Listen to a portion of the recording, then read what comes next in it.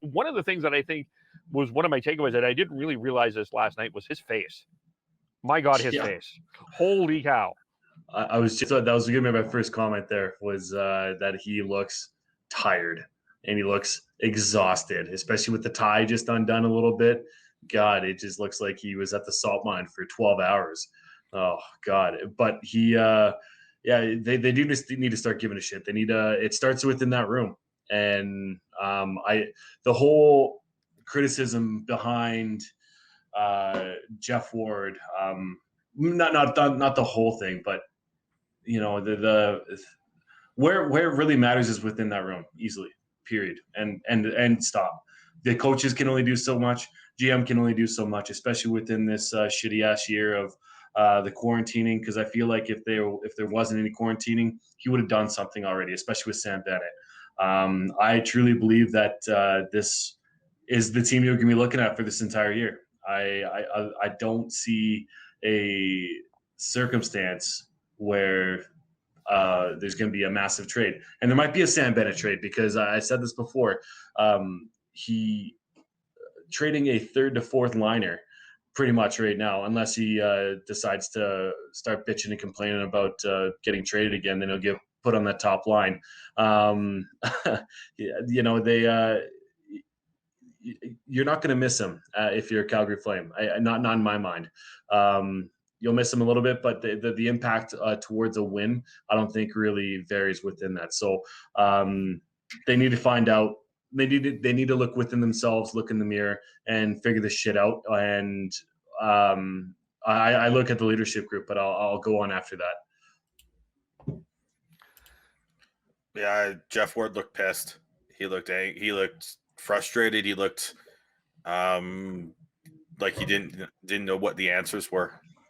The way that the Flames have decided to be so inconsistent, and how many games have they decided to not show up until the second period this year? It's honestly all but one, all but two. Exactly. actually, and that's huge, right? And at some point, you got to find a way to get through to these players. You've tried players only meetings. You've tried splitting up and shaking up the lineup. You've tried everything but a trade at this point. And I as I said on Sunday, I honestly think that if there's a team that desperately needs a shakeup and desperately needs a wake up call with a big trade, it's the Flames. And Devin is right. If this was a normal season, I think that trade has already happened.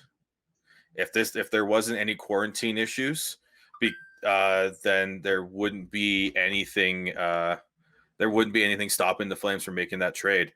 The issue right now is whatever they get back for whoever they trade is going to have to go through quarantine, and the quarantine in Canada is significant. Look at Winnipeg and Pierre-Luc Dubois. They thought they could maybe get it down to a week, but they couldn't. And maybe Calgary's able to do it in Alberta because of Alberta's a little bit different than Manitoba, but you're still waiting. You're still going to have to wait at least 7 days, most likely still 14, to get whoever you're going to get in return for whoever you trade, whether it is Sam Bennett, whether it is you go bigger and it's a Johnny or a Monty. Unfortunately, that's just the reality of the situation right now. And unless you're just going full on sell mode and getting draft picks on a draft that you don't know what you're actually going to get, even in a regular time, a lot of the pundits are saying it's a little bit weaker. There's some. You don't know who's going to go first overall, because there's 5, 6, 7 players that are there, and there's no standout players. And then you throw in the pandemic when half of them aren't even playing proper seasons. So I get it. I get why he feels. I bet you Trelivan's feeling the same way, feeling a little defeated because you There's nothing you can do other than just yell at these players to fucking give a shit, to fucking show up on time, to show up for the first period. Don't let the other team dictate the play for the first period and have to play chase catch-up hockey. If you're going to play that for the rest of the season, you're not going to make the playoffs. You're going to end up getting Geoff Ward fired. You're going to end up getting Brad Treliving fired, and you're going to have multiple players on this roster get traded. They've been like this since the Find a Way Flames, quote unquote, and that's been since what, 2015? That was 2015. Yep. That was. And even with that, I mean, they were lucky to get into the playoffs. Let's be frank. But it's been a lot of, we've had this same conversation. I mean, even Michael Backlund said last night, we've had this conversation for a long time. Ryan Huska said last night, we've had this conversation for a long time. So it's known. And I don't know, at the end of the day, this is my theory right now. And people have listened. No, I'm not a fan of Geoff Ward. I don't think it was a good hire. I think the fact of the matter is there were no other interviews he did, and you can make the argument, well, it's a pandemic and you don't want to be spending money on a bigger coach right now. But the Flames have never historically not done it. And we can debate that in another time, but it feels to me that the core of this group, and by core, I'm going to throw some names out: Giordano, Backlund, Monahan, Goodrow, Tkachuk, Lindholm. I don't think, from what I am seeing, and I could totally be wrong from where I'm sitting here, this is a players group that it's either doesn't like the coach, doesn't respect the coach, or doesn't trust the coach. One of those three. At least one of those three. They have, like, when you look at Devin, you're right. There's been a whole bunch of line changes. But you know the two players that have not been split up? Monahan and Goodrow. Or Tkachuk and Lindholm. Right? Tkachuk played a little bit with Backlund last night, I want to say, but mostly, yeah. I think they were double shifting Tkachuk at that point, though. Yeah. Well, what Tkachuk are you fucking getting?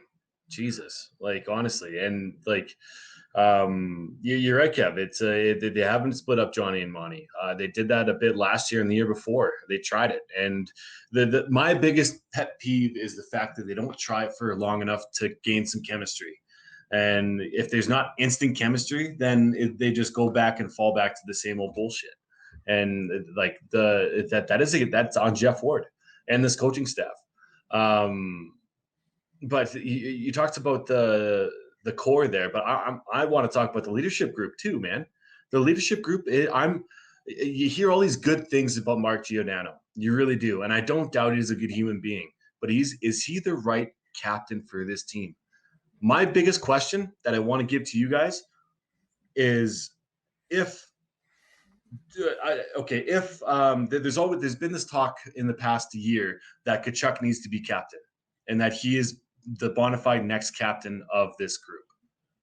How different would this be if Tkachuk was captain? And I'm not saying that he should be right now because I don't think he's ready yet, but I feel like if we had a different captain on this team and a different leadership group, that there's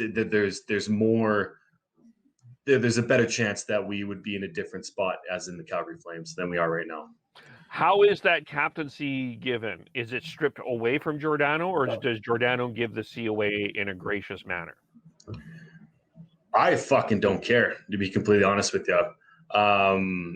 You want to show him respect and you want to make sure that you're not just stripping them for the sake of stripping them, but something needs to be changed within that locker room. Something needs to happen. And like I said, I don't think it's going to be a trade. And I don't think I don't think that they're going to fire Geoff Ward, not until the end of the year, or Brad Treliving, not to the end of the year.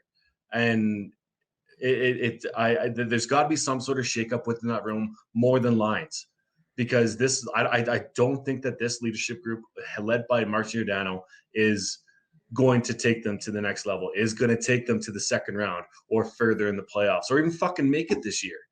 I just don't see it. There's definitely a lack of emotion on this team.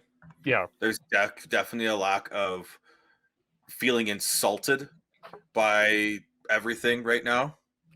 They should feel insulted, and they should start playing with a little bit of shame and start start on fucking time. Like it, I agree with Devin. I think there definitely needs to be change in the leadership group, in this locker room, and I do think that this team desperately needs someone to just take the bull by the horns and just yell at them until they fucking get it. The way I've read Mark Giordano and the captaincy and his leadership style, he leads by example. He's a quiet leader. They need a loud leader. I completely understand why everyone's clamoring for Tkachuk to be the captain. I agree. I don't think he's ready yet. I still think he needs to mature a little bit more and know when he can just rile people up and then when he should stand back. He's gonna learn that. As much as I hate him because he's an absolute rat on the ice and he's a Flame and not a Canuck. Got stupid Jim Benning. Even though Hugh Levis looked good the last couple of days, but still, fuck. Okay, but he still needs to learn, and he still needs to learn that when he can be the big boisterous, like drag the team into the fight player, and when he he shouldn't be doing that. I think he is being, for lack of a better term, neutered by the quiet leadership that Giordano has. And he's not being allowed to be that boisterous, like, come on, boys, let's fucking go. Let's get into this fight. Let's get dirty. This every time he tries to do that, everyone else stands around and does nothing. Yeah. And that's even the grittier guys, the Sam Bennett's, everyone stands around and does nothing. Like, I just don't understand it. Like there's no emotion on this team other than sad Johnny looking upset, and then all that. Like, that's the most emotion you see out of this team right now, and you're not going to win in the NHL if that's the emotion you're showing. Yeah, true. I can almost see the gears working in your head there, Kevin, about, because you did ask how is this captaincy change happening. I think you do need to strip it. I do think you need to do that. Maybe that's the shakeup that this team needs. Well, the reason I asked it is if it's gracious, then I think that there's a unification in the room. If you're stripping it, you are going to get a division. Well, but maybe long term that's what they need. They need to find out who's with them long term and who's not.